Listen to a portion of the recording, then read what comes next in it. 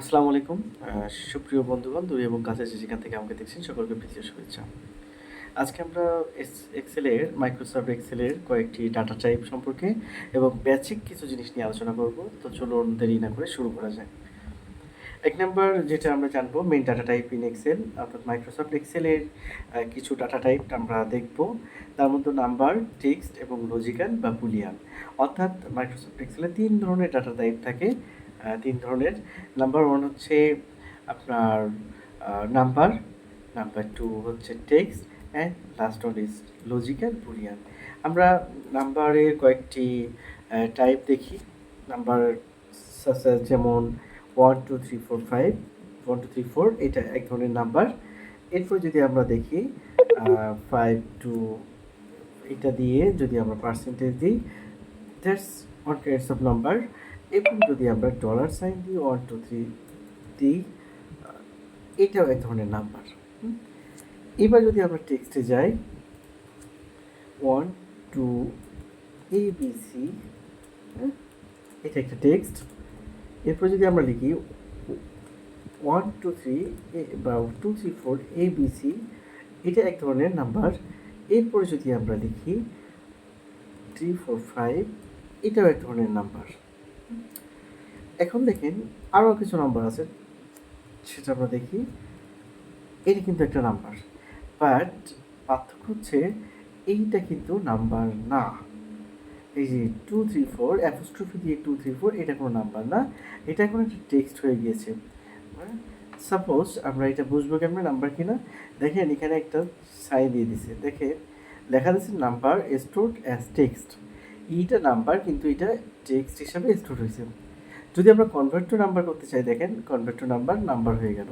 আমরা যেখানে ছিলাম সেখানে যাই, সেটা হচ্ছে এইটা কিন্তু নাম্বার না। নাম্বার না, তা বুঝবো কেমনে? আমরা যেমন দুইটা সংখ্যা আমরা লিখি, একটা হচ্ছে 90, নিচে আমরা লিখলাম 10। দেখেন আমরা যদি যোগ করতে চাই তাহলে আসে কত? 100।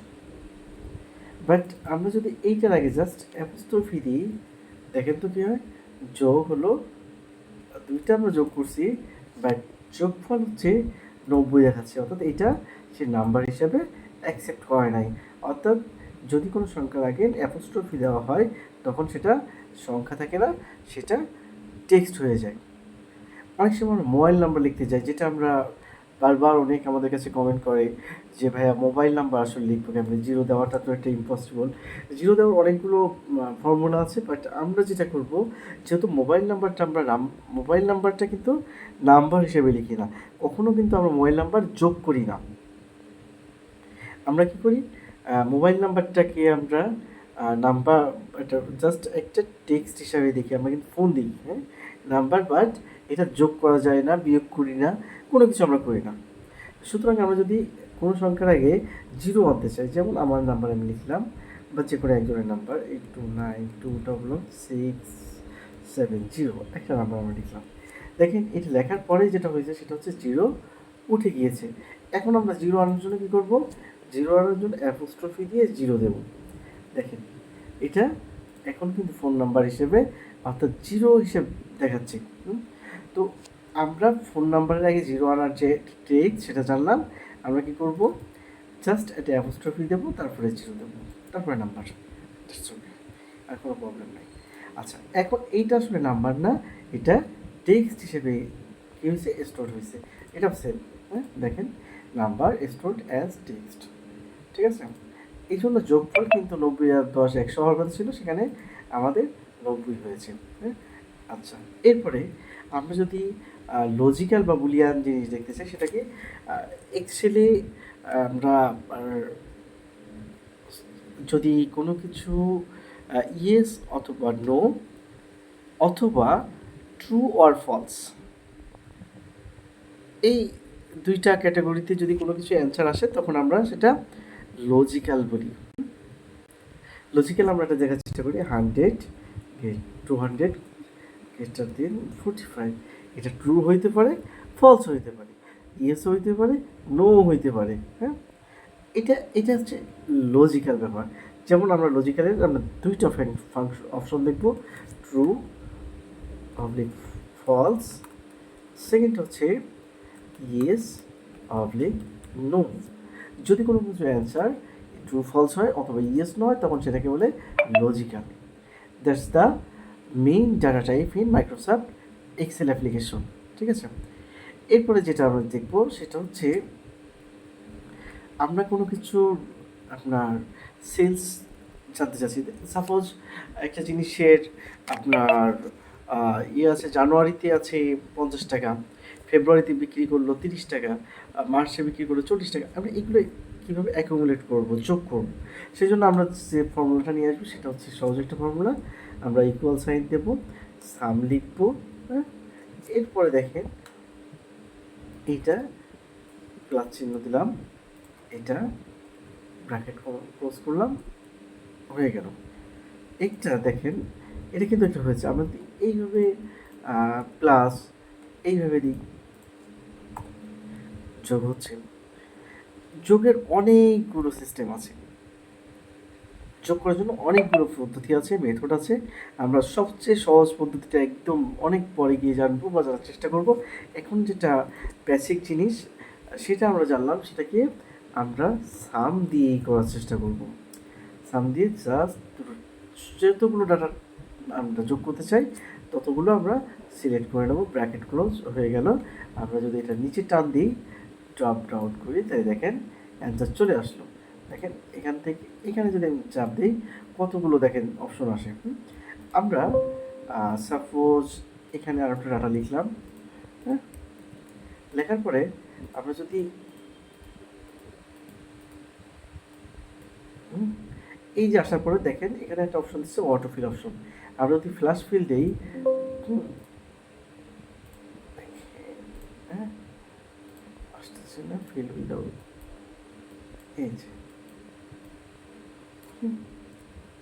তাহলে এইভাবে কিন্তু যোগ করা সম্ভব। লাস্ট ওয়ান যেটা আমরা দেখবো সেটা হচ্ছে আমরা যদি কোনো কিছুর নাম যোগ করতে চাই তখন আমরা কি করবো। সাপোজ আমাদের কাছে কারোর ফার্স্ট নেম আছে, লাস্ট নেম আছে, যেমন আমরা অনেক সময় অনেক ডাটা পাই, ডাটা এন্ট্রি কাজে ফার্স্ট নেম লাস্ট নেম পাই, এগুলোর যোগ করার জন্য, এক জায়গায় করার জন্য। হ্যাঁ, আমার নাম যেমন সাইদুর রহমান, SAIDUR রহমান। এখন এইটা যদি আমার এক জায়গায় না থেকে দুই জায়গায় থাকতো, আমি এক জায়গায় কীভাবে করতাম, আমার নামটা আমি লিখি সাইদুর রহমান। ওকে, এখন দেখেন আমরা যদি এক জায়গায় করতে চাই তখন আমরা কী করবো, আমরা জাস্ট এক্সেলে একটা ফর্মুলা ব্যবহার করব, একটা ছোট্ট একটা ফর্মুলা। সেটা হচ্ছে এখানে লিখলাম, আমরা প্রত্যেকটা ফর্মুলা ইকুয়াল সাইন দিয়ে স্টার্ট করব। ওকে, তো ইকুয়াল দিলাম, এরপরে আমরা লিখব কনক্যাট। আমরা এই ফর্মুলাটা পাওয়ার সহজ উপায় আছে, আমরা লিখে দেখে। এরপর বলছে টেক্সট ওয়ান, রাইট, কমা, এরপর বলছে টেক্সট টু।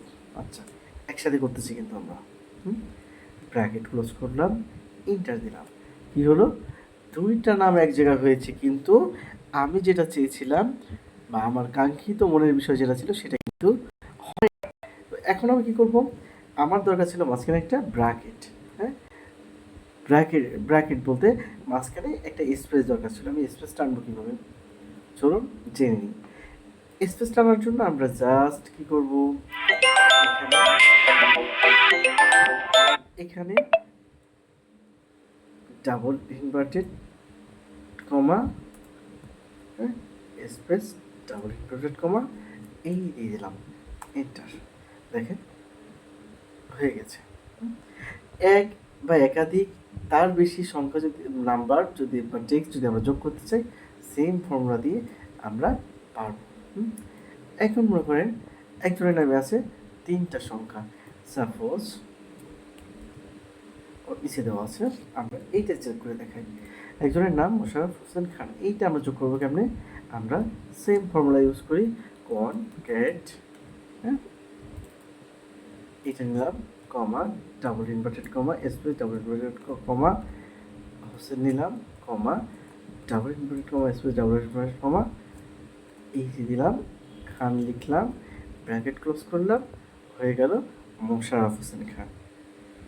একদম ইজি। তো আজকে যেটা জানলাম আমরা এক্সেলের ৩টা বেসিক জিনিস সম্পর্কে জানলাম। একটা হচ্ছে এই ডাটা টাইপ সম্পর্কে, দ্বিতীয়ত যোগ করা সম্পর্কে একটু ধারণা পেলাম, আর তৃতীয়ত যদি আমরা ফার্স্ট নেম লাস্ট নেম যোগ করতে চাই তখন আমরা কী করব তার একটা ধারণা পেলাম। এক বা একাধিক মানে ২ এর অধিক যদি হয় তখন আমরা যোগ করার জন্য কী করব সেটাও আমরা জানলাম। তো এই ছিল এক্সেলের বেসিক কিছু জিনিস। নেক্সট ক্লাসে আমরা আরও বেশি কিছু জানব। ধন্যবাদ সকলকে।